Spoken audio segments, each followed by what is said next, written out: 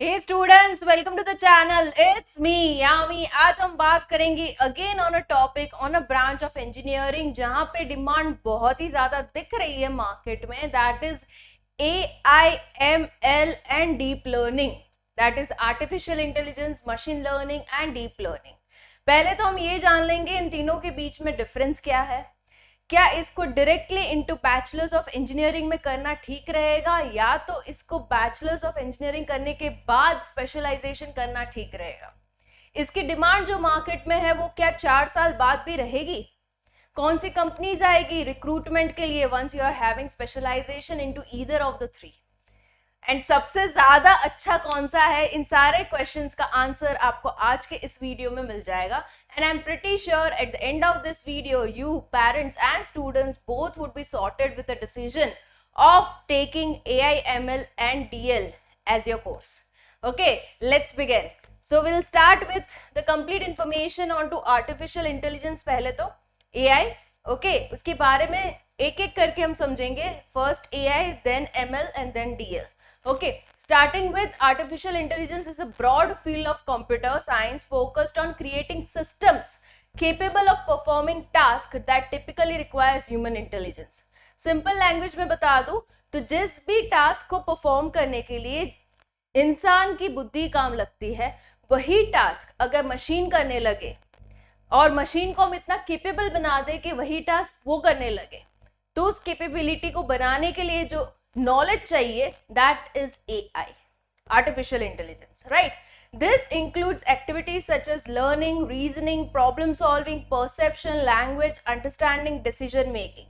तो अगर ये स्किल्स आप में हैं you could be absolutely successful AI expert. ज्यादातर कौन सा सब्जेक्ट मेन काम लगेगा आपको, तो mathematics which involves logic. Okay, आपका अगर मैथ्स स्ट्रांग है, आपका लॉजिकल माइंड स्ट्रांग है, you are quickly able to solve problems, mathematical problems, you are absolutely a guy for AI, right. So this is AI। इसके अलावा इसके अगर types में हम जाएं ताकि थोड़ा सा डिटेल में ले रही हूँ AI का, so that you will get a clue कि whether I should go for this field और नॉट। ओके, तो टाइप्स में आ जाएगा आपका narrow AI, general AI, super intelligent AI। Narrow मतलब weak, then strong, then super intelligent. Narrow में AI system designed and trained for a specific task like voice assistant, जैसे हमारे वहाँ सीरी आ गया है, एलेक्सा आ गया है।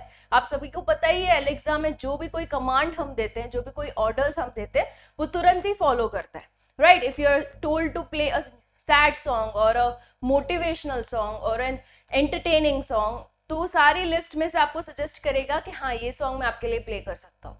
So that is artificial intelligence. It's working like a human itself, right? So that is narrow AI, and general AI means strong AI, hypothetically AI that possesses that ability to perform any intellectual task that a human can do. Intellectual मतलब सामने respond कर पाए कि आप कोई task दे रहे हो तो आपको एज अ ह्यूमन एक रिस्पॉन्स मिले, that is intellectual. So this is yet hypothetical, मतलब कि जनरल AI इम्प्लीमेंटेशन में अभी तक आया नहीं। The people are really working on it. Okay, the next is super intelligent AI, an AI that surpasses human intelligence. This is a theoretical stage also. मतलब इसका भी अभी इनोवेशन अभी हुआ नहीं है, it's in the working process. Okay, मतलब super intelligent मतलब जो ह्यूमन कैपेबिलिटी जो है उससे भी ज्यादा कैपेसिटी से सोच कर decision they, response they, that is super intelligent AI। Okay, so that is under working condition अभी तो आपका स्कोप काफी ज्यादा है, आप देख सकते हो। अभी हम यही स्टेज पे, this two are into progress. Okay, so machine learning next topic पे आते हैं, एंड लास्ट में will take the comparison of all the three. Fine. So machine learning की अगर हम बात करें is a subset of AI, मतलब कि AI का ही एक पार्ट है मशीन लर्निंग, जिसमें focused on the development of algorithm that allow computers to learn and make predictions or decisions based on data। मतलब हमारे पास जो भी कोई डेटा है उसको किस तरीके से यूटिलाइजेशन किया जाए ताकि हम किसी डिसीजन पे आ पाए। Example, if you are on Amazon and you are shopping, okay, so you get certain recommendations on the basis of the last shopping you have done. पिछली बारी आके Amazon में आपने जो भी कुछ खरीदा था वो आपके रिकमेंडेशन में आएगा। कैसे आता है वो? क्योंकि उनके पास डेटा स्टोर्ड है कि इस कस्टमर ने लास्ट टाइम क्या लिया था। उसके बेसिस पे दिल रिकमेंड, एंड ये चांसेस बहुत हाई है कि शायद से वो चीज़ आपको वापस से चाहिए। डीमार्ट में भी ये होता है, राइट, प्रोविजन जो हम खरीदते हैं ऑनलाइन उसमें भी ये होता है, तो हम वापस से शायद से चीनी खत्म हो गई जो हमने लास्ट टाइम ऑर्डर की थी, तो हाँ ये भी लेना था करके you add sugar also, right. So it's all on the data, जिससे उनकी परचेसिंग बढ़ती है, कस्टमर्स और भी चीजें खरीदते हैं। सो that is machine learning working on data and making certain decisions rather than being explicitly programmed to perform a task. This systems improve that performance over time through experience.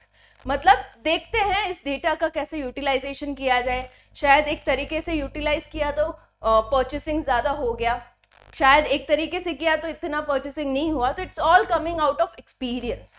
Okay, so data का experience matters. This is about machine learning. अभी उसमें भी types है like supervised learning, unsupervised learning, reinforcement learning.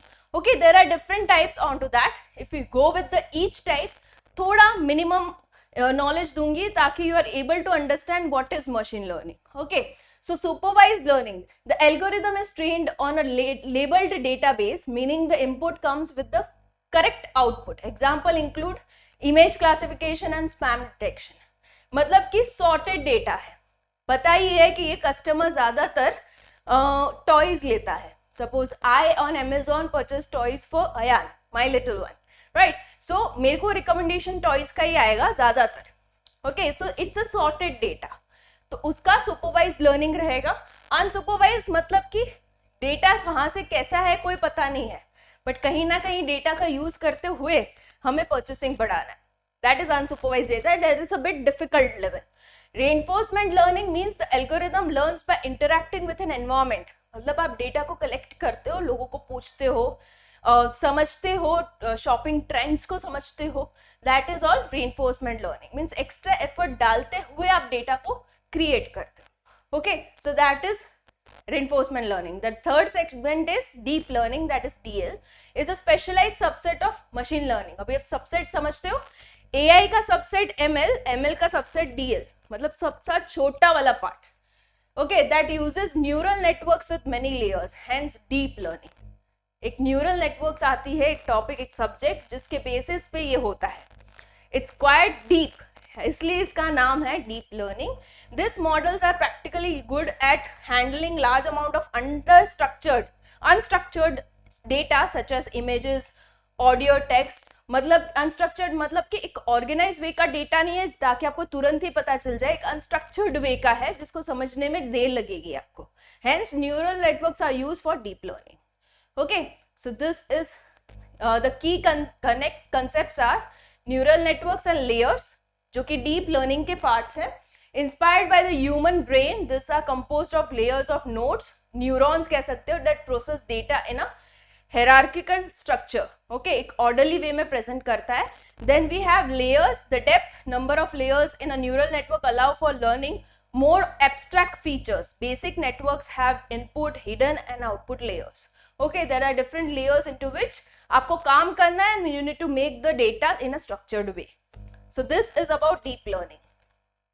Uses of deep learning को हम समझ लेते हैं। Image and video recognition में काम लगेगा, natural language processing में काम लगेगा, enables a machine to understand and generate human language, powering applications like chatbots and translation services. मान लीजिए कोई ऐसी लैंग्वेज है हमें समझ में नहीं आ रही, French, Germany, so it helps in translation.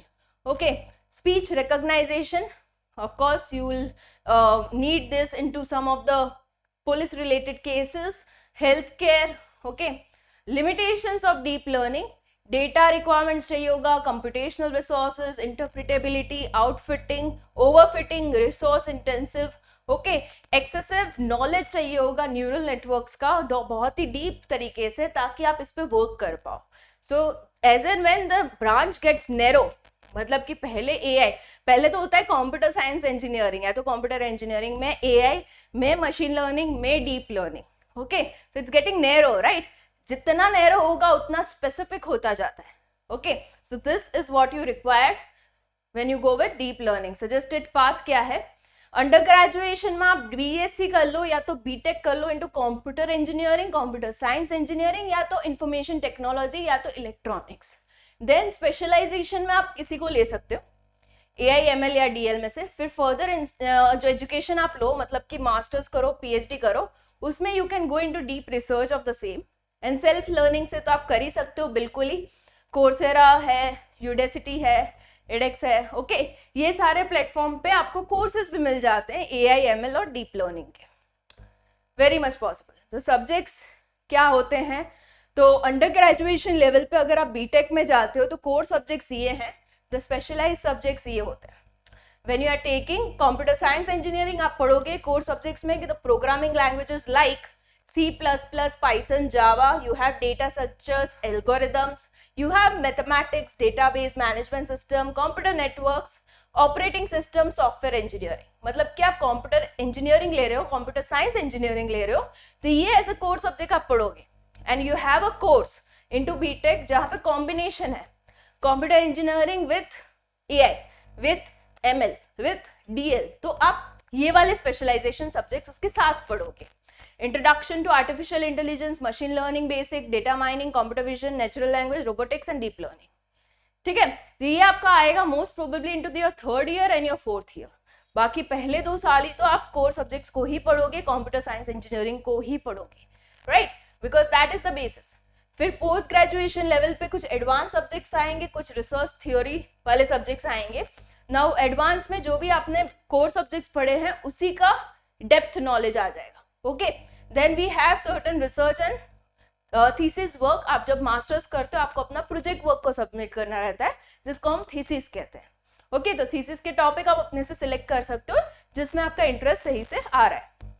Online courses and certification, ये प्लेटफॉर्म जैसे कि मैंने आपसे डिस्कस किए, उस प्लेटफॉर्म पे कोर्सेज अवेलेबल हैं फॉर AIML एंड DL। यहाँ पे हो क्या सकता है, अगर आपने बीटेक किया है into computer engineering, you can simultaneously opt for an online course जहाँ पे AIML और DL को सिखाते हैं। You will have a degree into which you are having your bachelor's into computer engineering and specialization into AIML or DL. Okay, that will have a great combo to offer you a job, right? So ये very much possible है।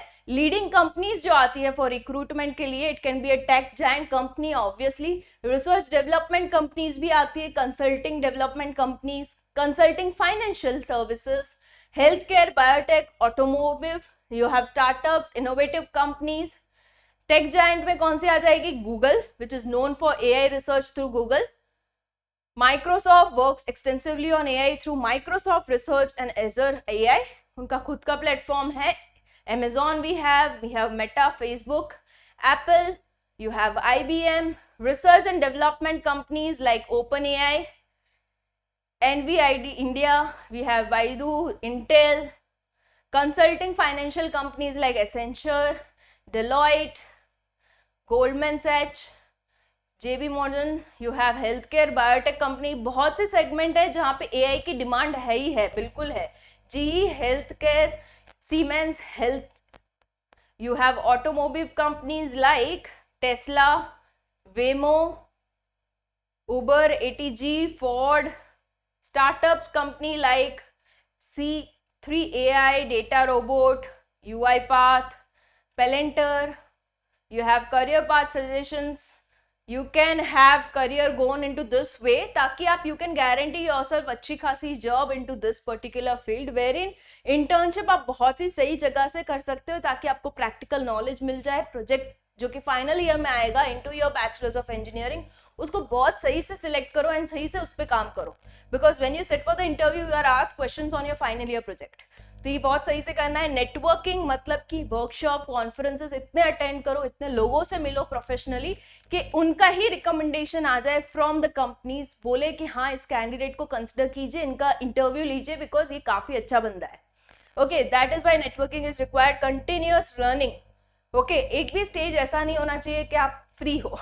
You need to be constant into learning part. Okay, constantly देखते रहो क्या चल रहा है market में, क्या नई चीज इंट्रोड्यूस हुई है, and immediately take a grip on it, सीख लो, तुरंत से मास्टर कर लो, right? So that is very much required. And the summary would be, see, 3 of them could be compared: broad field of creating intelligent system, artificial intelligence; machine learning, a subset of AI focusing on system that learn from data; and deep learning, a further subset of ML using multi-layered neural networks for high dimensional data. Okay, that is deep learning. तो एक का part ही है वो, right? So into this a conclusion could be made कि तीनों ही जो है field वो evolving है, नई आई है, and it is into demand right now and later on also you can think of, because opportunities into every field is increasing day by day. So you can definitely guarantee yourself a wonderful career into this. Okay, hope the video helped you guys and would be quite easy for you guys to make a decision onto the same. All the best guys. I'll be coming up with more such videos onto the channel. It's me, Yami, just for you guys. Bye-bye.